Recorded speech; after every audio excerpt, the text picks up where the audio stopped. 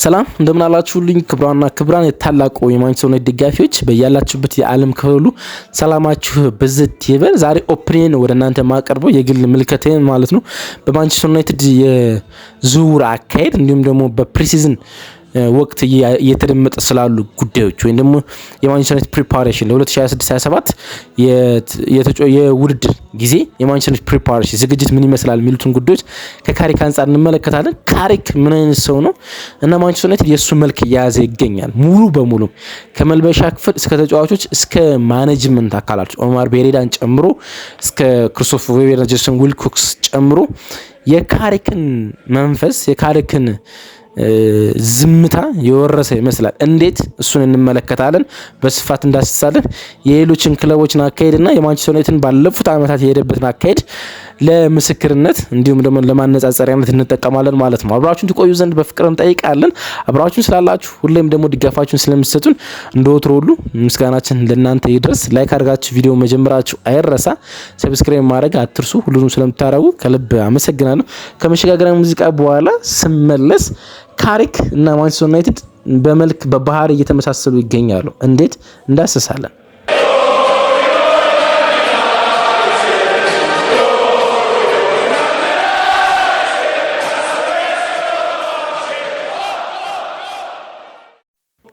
እንግዲህ መግቢያ ጋር እንዳልኩት ይሄኛው መረጃ ሲሆን ኦፒኒየን ነው ወይም ደግሞ የኔን ምልከታ ነው እንግዲህ ማጋራችሁ ማለት ነው። የማንቸስተር ዩናይትድ የዚህኛው የ2026-27 ሲዝን የዝውውር መስኮት በጣም በብዙ ተመልካቾች በተለይ ደግሞ በማንቸስተር ዩናይትድ ደጋፊዎች ላይ ብዙ ተስፋ መቁረጦችን እያመጣ እንደሆነ ተስፋ አደርጋለሁ። ምክንያቱም ዝውውር ብቻውን የሆነ አድራያን ከፍ እያደረገ እንዳለ ስለሚሰማኝ ማለት ነው። ብዙ ደጋፊዎች ዝውውር ብቻውን ያዝናናቸዋል። ዝውውር ብቻውን እንደ ጨዋታው ውጤት ለብሽሽቅ ይጠቀሙበታል።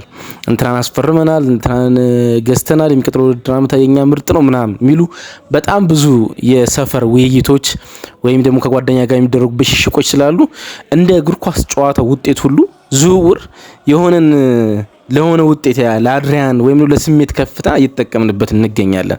ግን ለአመታት በእግር ኳስ ዝውውር አስፈላጊ ነገር ነው። ዝውውር አምቢሽንህን፣ ተስፋህን የሚቀጥለው ውድድር ዓመት የሚኖርህን ነገር የሚገልጽ ነገር ነው። ግን ለአመታት በርካታ ዝውውሮችን አይተናል እና በርካታ ዝውውሮች ላይ ተደስተን 75% የሚሆኑ ዝውውሮች መጥፎ ሲሆኑ ተመልክተናል አይደለም? በጣም ብዙ በቅርብ እንኳን በማንቸስተር ዩናይትድ ውስጥ ስንት ያልተሳኩ ዝውውሮች እንደተመለከትን እናስታውሳለን። ከግብ ጠባቂ እስከ አማካኝ፣ ከአማካኝ እስከ አጥቂ ያልተሳኩ በርካታ ዝውውሮችን ተመልክተናል። በዝውውሮች በጣም ተደስተን ተስፋ ሰንቀን ግን ደግሞ ዝውውሮቹ ከተፈጸሙ በኋላ እናም ወደ ጨዋታ ከገባን በኋላ ምንም ሳያረጉ ቀርተዋል። የማኑ ኡጋርቴን ዝውውር ማንሳት ይቻላል። የማኑ ኡጋርቴ ዝውውር የዛሬ 2 ዓመት በመጨረሻ ሰዓት ሲፈጸም የዛሬ ዓመት አይ ቲንክ በመጨረሻ ሰዓት ዝውውሩ ሲፈጸም ምን ያህል ደስታ እንደነበረ ምን ያህል የማንቸስተር ዩናይትድ ደጋፊዎች በሌላ ክለብ ደጋፊዎች ላይ አስፈሪ የአማካይ ስፍራ እንደምንገነባ ስንነጋገር እንደነበር ታስታውሳላችሁ። ግን ማኑ ኡጋርቴ እንደጠበቅነው አይነት ዝውውር እንዳልሆነ ደግሞ ሁላችንም እናውቃለን አይደለ?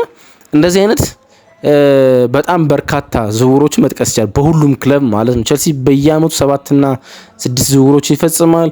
1 ወይም 2 ዝውውር ነው ለሚቀጥለው ውድድር ዓመት የሚሸጋገር እንጂ ደግሞ ሲሸጣቸው እንመለከታለን። በሌላ ክለብም እንዲሁ ተመሳሳይ ሁኔታ ተመልክተናል። ዝውውር አስፈላጊ ነው፣ ግን ደግሞ በዝውውር ብቻ ተስፋ መሰነቅ አይቻልም። ማንቸስተር ዩናይትድ ያን የተረዳ ይመስላል። ለአመታት በዝውውር ውስጥ ከፍተኛ ተሳትፎ ከሚያደርጉ ክለቦች አንዱ ነው። ማንቸስተር ዩናይትድ የተጠና ዝውውር ያለማድረግ ችግር ነው እንጂ እነዚህኞቹ ከመምጣታቸው ኢኒዮሶቹ ወደ ማንቸስተር ዩናይትድ ከመድረሳቸው በፊት ግሌዘሮች ብር የማውጣት ችግር አልነበረባቸውም። ይኸውም አንዳንድ ከፍተኛ ፉክክር በሚያስፈልጋቸው ዝውውሮች እንኳን የተሳተፉ ዝውውሮችን ሲፈጸሙ ተመልክተናል። ትልልቅ ገንዘቦችንም ሲያወጡ ተመልክተናል። የፖል ላቤላ ፖግባን ዝውውር እናስታውሳለን። ማኑ ኡጋርቴ ወደ ማንቸስተር ዩናይትድ ሲመጣ ከማንቸስተር ሲቲ ጋር የነበረውን ፉክክር እናስታውሳለን። ፍሪድን ከሲቲ መንጋጋ ነው ኦልሞስት የምንተፍ ነው ማለት ይቻላል። ብሩኖን ከሲቲ መንጋጋ ነው የምንተፍ ነው ማለት ይቻላል። ምን ያልመጣ ዝውውር ምን ያልወጣ ፕራይስ አልነበረም። ከፍ ያለ ፕራይስ ከፍ ያለ ደሞዝ ለዝውውሮች እየጠየቀ ሲፈጸሙ ተመልክተናል። አሁን ያኛው አካሄድ ማንቸስተር ዩናይትድ ቤት ውስጥ የቀረ ይመስላል። በተለይ ደግሞ በዚህኛው የዝውውር መስኮት ማለት ማንቸስተር ዩናይትድ ፍጹም የተረጋጋ ጊዜ እያሳለፈ ያለ ይመስላል እና ከካሪክ አንዳንድ ክለቦች የክለቡ ባህሪ የአሰልጣኙን ባህሪ ይመስላል ይባላል። ካሪክ በጣም የተረጋጋ ሰው እንደሆነ ሜዳ ውስጥ ሁላችንም እናውቃለን። ፍጹም የተረጋጋ ሰው ነው። ይሄን ሀሳብ ሬዲዮ ውስጥም አንስቼዋለሁ። ካሪክ ፍጹም የተረጋጋ ሰው ነው። ለምሳሌ የተረጋጋነቱ በምን ይገለጻል? ለምሳሌ ከዝውውር ውጭም ሊድ ማንቸስተር ዩናይትድ ለሚዲያ ግብዓት የሚውል ክለብ ነበር። ለሚዲያ ግብዓት የሚጠቅም አይነት ክለብ ነበር። ምክንያቱም ማንኛውም አሰልጣኝ በተለይ ደግሞ በቅርብ ዓመት የነበሩት ሁለቱ ኤሪክ ቴን ሃግ እና ሩበን አሞሪም በፕሬስ ኮንፈረንስ ውስጥ ስሜታዊ በመሆን ከጋዜጠኞች ጋር መጋጨት የሚሆን ነገር መናገር ከዛው ጋዜጠኞች ያን ነገር ማናፈስ ያ ነገር ደግሞ አንድ ጊዜ ተራግቦ አይደለም የሚቀረው እየተዘዋወረ ጥያቄው አመታትን ይቆያል። ውጤት ባላመጣችሁ ቁጥር ማለት ነው። አመቱን ሙሉ እንዲህ ብለህ ነበረ እንዲህ ብለሃል ምን እየተባለ ይነሳል። ከዛ ውጭ ደግሞ መልበሻ ክፍል የተፈጠሩት ነገሮች በስሜታዊነት ለጋዜጠኞች መናገር ነበረ። ግጭቶችን ለምሳሌ ሩበን አሞሪም ከአሌሃንድሮ ጋርናቾ ጋር የነበረውን ግጭት እየወጣ ለሚዲያ መናገር ወይም ደግሞ ኮሜኑን ለምን አስቀመጥ ሲባል እናንተ ብሪታንያዊ ስለሆናችሁ እሱ እንዲገባ ትፈልጋላችሁ እያለ በስሜት መናገር እንደዚህ። ያኛውም ተመሳሳይ ነው። ኤሪክ ቴን ሃግ በነበረባቸው ጊዜ ኤሪክ ቴን ሃግ ደች ነው። ከደች ደግሞ ኤመን የተወለደ ሰው ነው። ስሜታዊ ቀጥተኛ ተናጋሪ ነው። እናም እየወጣ ብዙ ነገር ስለ ክለቡ ስለምንም ይናገር ነበር። ለሚዲያ በጣም ግብዓት የሚሆኑ ነገሮች ማለት ነው። ከዚህ ቀደም የነበሩት ጊዜ ዋና አሰልጣኞች ያን ሲያደርጉ ነበር። ካሪክ አርቴታን ይመስላል ሙሉ በሙሉ ማለት ነው። በየትኛው መንገድ ስለ ጨዋታውም ይሁን ስለ መልበሻ ክፍልም ይሁን ስለ ዝውውርም ይሁን ስለ ተጫዋቾችን ባህሪ ይሁን ለጋዜጠኞች ግብዓት የሚሆን ነገር በፍጹም አይናገርም። ለምሳሌ ፔፕ ስለ ጨዋታ ብትጠይቁት ጨዋታውን ኤች ዲቴይልስ ያብራራላችኋል። ኤች ዲቴይልስ ማለት ነው። እናንተ ጠይቁት እንጂ ያን ማድረግ ይችላል ፔፕ። ሚኬል አርቴታ የአርሰናል አሰልጣኝ አንድ ነው ከመወድለት ነገር አንዱ ለጋዜጠኞች ምንም ነገር አይነግራቸውም። ምንም ዝውውር ብትሉ ዝውውሩ አልቆ ምን ብሎ ተጫዋቹ ሜዲካልና ፎቶሹት አድርጎ ኦፊሻል ካልተደረገ በስተቀር አይነግራቸው በፍጹም ማለት ነው። መልበሻ ክፍል ውስጥ የሆነ ነገር ቢፈጠር በፍጹም ተጫዋቾችን አሳልፎ አይሰጥም። ተጫዋች ሊሸጥ ሊያባር ክለቡ ጫፍ ደርሶ አይ ከኛ ጋር ፕላን እቅድ ነው ብሎ ነው የሚያቆየው ማለት ነው። እንዲህ ብለሃል ቢሉት ይወዳል እንጂ በፍጹም ለሚዲያ ካሪክ ማውን እንደዛ ያደረገን የሚገኘው ምንም አይነት ነገር ለሚዲያዎች አይነግራቸው። ከጨዋታ በኋላ እንዴት ነው የተጫወትክ ብትሉት እነማን ይሰለፋል ብትሉት እንትናን አስቀምጣሃል ብትሉት አሁን ደግሞ ስለ ዝውውር ብትጠይቁት እንደሚያስፈርም ይነግራቸዋል። ገና ዝውውር እንደሆነ ይነግራቸዋል እንጂ እንዲህ ብሎ ስለ ክለቡ አስተዳዳሪዎች አይናገርም። እና ዝም ያለ ማንቸስተር ዩናይትድ ሳይሆን ምንም ነገር ማሰሙበት መልበሻ ክፍሉ ነው። ምንም ለሚዲያ ግብዓት ምን ባለፈው ውድድር ዓመት አስታውሳለሁ።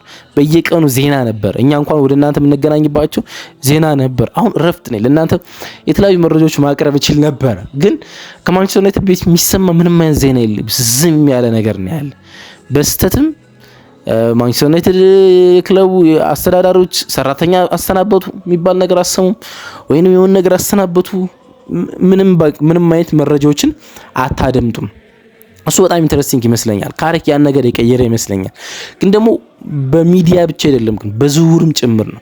ማንቸስተር ዩናይትድ እንግዲህ ሶስት ዝውውሮችን ነው መፈጸም የቻለው። ሁለት የአማካኝና አንድ የግብ ጠባቂ ዝውውር ዳሮልን ሳንቶስና ዩሪ ቲልማንስን ነው ዝውውር የፈጸመ። ሶስቱም ዝውውሮች ሲፈጸሙ ዝውውሮቹ ካለቁ በኋላ ነው ሚዲያዎች በሙሉ የሰሙት። ሁሉም ሶስቱም ዝውውሮች የሰማናቸው ሚዲያዎች ካለቁ በኋላ ነው። አይ አነስተኛ ድርድር የሚጠይቁ ዝውውሮች ስለሆኑ እንዳትሉኝ። ለምሳሌ በጣም 35 እና 36 ዓመት የሞላቸውን ተጫዋቾች ቼልሲ ሊያስፈርም ነው። ዴን አንደርሰን እና ጆርዳን ሄንደርሰን እና ዊል ቤክን ማለት ነው። ይኸው ሳምንት እየተወራ ነው። እርግጥ ዝውውሩ ያልቃል፣ ግን ሳምንት እየተወራ ነው አይደል? የዝውውር የድርድር ዝም ያለ ወይም ዝም ካላጠፋችሁት በስተቀር የድርድር እንትን የለውም። ዝቅተኛ ድርድር የሚባል ነገር የለውም። ስለዚህ ቼልሲ እንደሚያስፈርማቸው ነው ቃል፣ ግን ቼልሲ ሊያስፈርማቸው ካሰበበት ቀን ጀምሮ እንሰማለን። ማንቸስተር ዩናይትድ ሶስቱም ዝውውር ሲፈጽም ምንም አይነት ነገር አልተሰማም። ዝውውሩ ኦልሞስት አልቆ ነው የሰማነው። ኦልሞስት አልቆ የዩሪ ቲልማንስ ደግሞ ምንም ነገር አልነበረውም ማለት ነው። እና ማንቸስተር ዩናይትድ አሁን ከብዙ ተጫዋች ጋር ሲላተም አሰሙ። እኔ ለምሳሌ ማንቸስተር ዩናይትድ ተጨማሪ ተከላካይ ቢያስፈርም ተጨማሪ የግራ መስመር አጥቂ ወይም የመስመር ተጫዋች ቀኝ እግር ቢያስፈርም እወዳለሁ። ወይም ደግሞ ባካፕ አጥቂ ቢያስፈርም፣ በተለይ ደግሞ ሆልድ አፕ ጥሩ የሆነ ባካፕ እና አንድ ተጨማሪ አማካይ ቢያስፈርም ደስ ይላል። ባለፈው የውድድር ዓመት ቢሆን አስፈረመም አላስፈረመም በእነዚህ ሁሉ ቦታዎች ላይ ከብዙ ተጫዋቾች ጋር ስሙ ይያዝ ነበር። አሁን የለም። ማንቸስተር ዩናይትድ እንደሚያስፈርም እርግጠኛ ከሆነበት የአማካኝ ስፍራ ቦታ እንኳን ዝም ተብሏል። ማኑ ኮኔ፣ ባሌባ ሚሉ ስሞች ይጠቀሱ ነበር። አሌክስ ስኮት አሁን ወደ ቼልሲ ይመስላል፣ ግን ደግሞ አሁን ዝም ተብሏል። ማንቸስተር ዩናይትድ ምን አይነት ራኒንግ እያደረገ ምን አይነት እርምጃዎች እየፈጸመ እንደሆነ ከየትኛውም ሚዲያ አልሰማንም። ያስፈርማችሁ ድርድር ውስጥ ይግባ የመጀመሪያ ኦፈር ያቅርብ ምንም ነገር የሰማነው ነገር የለም። ለምሳሌ አንድ በጣም ጥሩ ምሳሌ ልጥቀስ። ብራያም ምቤሞን ባለፈው ውድድር ዓመት ከብሬንትፎርድ ስናስፈም 3 ጊዜ ነው ኦፈር ያቀረብነው። 3 ጊዜ ውድቅ ሆኖብን ማለት 3ቱንም ማንቸስተር ዩናይትድ ሲያቀርብ ሰምተናል፣ ውድቅ ሲደረግለት ሰምተናል። አሁን ግን እየሰማን አይደለም። ማንቸስተር ዩናይትድ ምን አይነት እርምጃ እያደረገ እንደሆነ እንዲሁ ዝውውሩ የሚያልቅ ከሆነ ልክ አይደለም። ምንም በጣም መጥፎ ይሆናል ሲዝናችን እንደዚሁ የሚያልቅ ከሆነ ማለት ነው። ግን ደግሞ ማንቸስተር ዩናይትድ ያስፈርማል፣ እርግጠኛ መሆንበት የአማካይ ስፍራ ተጫዋች ያስፈርማል። ግን ለኛ ለሚዲያ የሚሆን ነገር ለካፌ ከጓደኞቻችን ጋር ሆኖ ለውይይት የሚበቃ ምንም ነገር አይሰጡንም። ወይም ፋብሪዚዮ ሮማኖ 10 የሚፖስተው የትዊተር ፖስት አይሰጡትም። ዝውውሩ ሲያልቅ ብቻ እንሰማለን ማለት ነው። ያን ነው ማንቸስተር ዩናይትድ እያደረገ የሚገኘውና እኔ መልካም ይመስለኛል። መልካም እንኳን ባይሆን የተለየውን አካሄድ መምረጥ ለብዙ ጊዜ የሄድንበትን አካሄድ ትተን የተለየ አካሄድ መምረጥ በጣም የተሻለ ይመስለኛል። ይሄኛውን አካሄድ ደግሞ መሞከር ከሚዲያ ገለል ብሎ ሲያልቁ ዝውውሮች ብቻ ሚዲያዎች መስማት፣ ከካሪንግተን የሚወጡ ዜናዎች አለመስማት፣ ከማንቸስተር ዩናይትድ የሚወጡ ተጫዋቾች ይኑሩ አይኑሩ እርግጠኛ እስካና ማኑን ድረስ ዝም ብለን መቀጠል ሀፕን ሲያደርግ ብቻ። ለምሳሌ ዘርኪዚ ከማንቸስተር ዩናይትድ የመውጣት እድል አለው፣ ምንም ሴኔ የለም ምንም ማለት ነው። ከማንቸስተር ዩናይትድ የሚወጡ ተጫዋቾች እንኳን ካሉ ዜናዎችን አንሰማምና ማንቸስተር ዩናይትድ አሁን ካሪክ የሚመስል ነገር አለ። መልበሻ ክፍሉ ካሪክን ነው የሚመስል ሙሉ በሙሉ ጸጥ ዝም ያለ ነገር፣ ግን ስራዎች እየተፈጸሙ ነው የሚገኙት። ሌላ እንደ ተጨማሪ መረጃ ልንገራችሁ። ማንቸስተር ዩናይትድ ተመልሷል ወደ ልምምድ እና ከ3 ቀን የአንድ ቀን ልምምድ ፎቶ ነው የሚወጣ። ከ3 ቀን የአንድ ቀን ልምምድ ማለት ነው እንጂ እንደ ድሮ በየቀኑ የማንቸስተር ዩናይትድ ልምምድ ማን ተገኘ ማን ተጎዳ ምን ሀፕን አደረገ ምናምን የለም። አስሙ አንድ ቀን ነው የሚወጣ። ለምሳሌ ቅዳሜ ጨዋታ አለው፣ አርብ ነው እንግዲህ ፎቶዎች ሲወጡ የምንመለከት ማለት ነው እንጂ እያንዳንዱ ቀን የተጫዋቾቹ ልምምድ ኢንቴንሲቭን አይሆን ምናምን የለም፣ እየሰማን አይደለምና እሱ መልካም ነገር ይመስለኛል። እናንተ እንዴት ታስቡታላችሁ? ለኔ ግን በጣም ጥሩ አካሄድ ይመስለኛል። ጥሩ አካሄድ እንኳን ባይሆን እስከዛሬ ከተሞከሩት ሙከሮች በኋላ ሌላ አይነት አካሄድ መምረጥ፣ ሌላ አይነት አካሄድ መሞከር በጣም የተሻለ ነው ብዬ በደንብ አስባለሁ እና የካሪክን አካሄድ ጸጥተኝነቱን ወድጄዋለሁ። ግን ያ ማለት ዝውውሮችን ሳይፈጽም መቅረት ልክ ነው ግን ማለት አይደለም። ግን ማንቸስተር ዩናይትድ ዝውውሮችን ይፈጽማል ብዬ አስባለሁ። ልክ እንደ ዩሪ ቲልማንስ ዝውውሩ ካለቀ በኋላ፣ ልክ እንደ አንድሪያ ሳንቶስ ዝውውሩ ካለቀ በኋላ፣ ድርድሮች ካለቁ በኋላ፣ ፐርሰናል አግሪመንቶች ካለቁ በኋላ ለእኛ መስማት በጣም በጣም አስፈላጊ ነው ብዬ መልበሻ ክፍሉን በደንብ ፕሮቴክት ያደርገዋል ብዬ አስባለሁ። ቢኮዝ መልበሻ ክፍል ውስጥ ምንም ነገር ሀፕን ቢያደርግ እንኳን ወጥቶ እኛ ጋር የሚደርስ ነገር በዚህ መንገድ አይኖርም ብዬ አስባለሁ። ይሄኛው በጣም ጥሩ አካሄድ መስሎ ይሰማኛል። እናንተስ ይሄን ኦፒኒየን እናንተ ጋር በጥቂቱ ሼር ላድርገው ብዬ አስቤ ነው። ቢኮዝ በጣም ብዙ ደጋፊዎች ማንቸስተር ዩናይትድ በዝውውር እየተሳተፈ ስላልሆነ፣ ቼልሲ በርካታ ዝውውሮችን ሊፈጸም ስለሆነ፣ አሁን ሲቲ እና ቦይንዴን ምናምን የመሳሰሉ ዝውውሮች ሊፈጽም ስለሆነ፣ አርሰናል ስሙ ከብሩኖ ገሜሬሽ ጋር የተያያዘ ስለሆነ፣ ስፐርስ በርካታ ዝውውሮችን ስለፈጸመ፣ ሊቨርፑል ባርኮላን ሊያስፈርም ስለሆነ የመረበሽ ስሜት እየተመለከትኩ ስለሆነ ነው። በጣም የመረበሽ ስሜት ማለት ነውና ዝውውሮች ስለመጡ ብቻ ታሸንፋላችሁ ማለት አይደለም በፍጹም። ቢኮዝ ቼልሲ ማለት ሲቲ ይቅርታ አድርጉልኝ፣ ሊቨርፑል ባለፈው የውድድር ዓመት በአንድ ጊዜ የጀርመን ቡንደስሊጋ ኮከብ ተጫዋች ፍሎሪያን ቨርዝን፣ የፍሬንች ሊግ በጣም ባለተሰጥኦን ሁጎ ኤኪቲኬ፣ የእንግሊዝ ፕሪሚየር ሊግ አስደናቂውን አጥቂ አሌክሳንደር አይዛክን በአንድ የዝውውር መስኮት ነው እነዚህ ሁሉ ማስፈረም ይቻላል። ግን ከኛ በታች ነው እንደጨረሰ ሁላችሁም ተመልክታችኋል አይደል? በዝውውር ውስጥ እንደ ሊቨርፑል ደጋፊ ደስተኛ አልነበረም እና ብዙዎች ማብሸቅ ይችሉ ይሆናል፣ ግን ውጤቱ እንደዛ አልመጣም። እንደዛ አለመምጣቱ ነው በዚህ ውድድር ዓመት በዝውውር ምን ያህል እንደጎዳቸው የተመለከተ ነው የምንገኘውና ዝውውር ብቻውን ውጤት እንዳልሆነ ለመግለጽና እንደዚህ አይነት አካሄዶችም መልካም እንደሆኑ ለማንሳት ነው የወደድኩት። መልካሙን ያሰማን ባይ። እወዳችኋል።